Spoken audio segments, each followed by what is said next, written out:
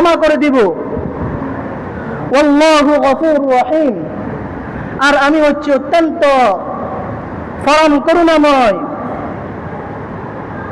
বড় দয়ালু। এই মাসটা হচ্ছে রবিউল আউয়াল মাস।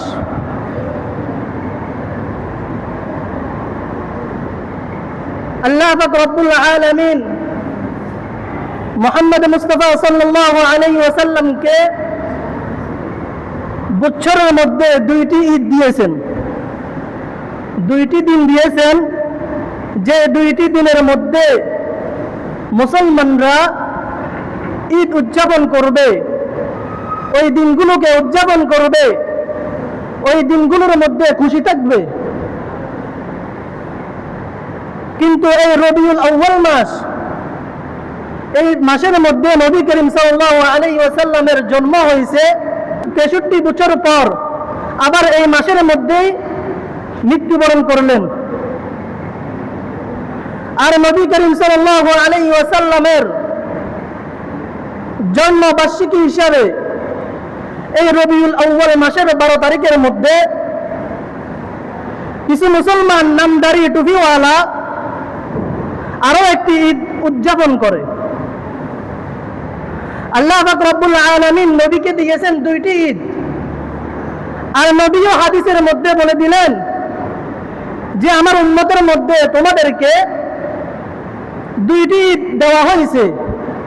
আর সেই দুইটি ঈদকে আল্লাহ রাসূল সাল্লাল্লাহু আলাইহি ওয়াসাল্লাম নাম ধরে ঘোষণা করে দিলেন।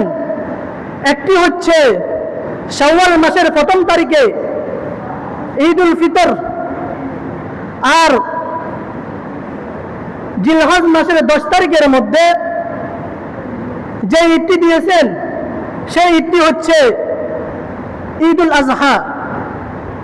তো নবী করিম সাল্লাল্লাহু আলাইহি ওয়াসাল্লাম হাদিসের মধ্যে স্পষ্ট ভাষায় ঘোষণা করে দিলেন যে আমার উম্মতকে, এই মুসলমান জাতিকে আল্লাহ পাক রব্বুল আলামিন দুইটি দিন দিয়েছেন, দুইটি ঈদ দিয়েছেন। কিন্তু কিছু নামদারি বেদাতি তারা 12 তারিখে আল্লাহ তাআলার কথাকে অমান্য করে রাসূল সাল্লাল্লাহু আলাইহি ওয়াসাল্লামের হাদিসের অবাধ্য হয়ে আরো একটি ঈদ উদযাপন করে। এই ঈদটি কোত্থেকে আসলো? বাংলাদেশ স্বাধীন হয়েছিল 1971 সালে।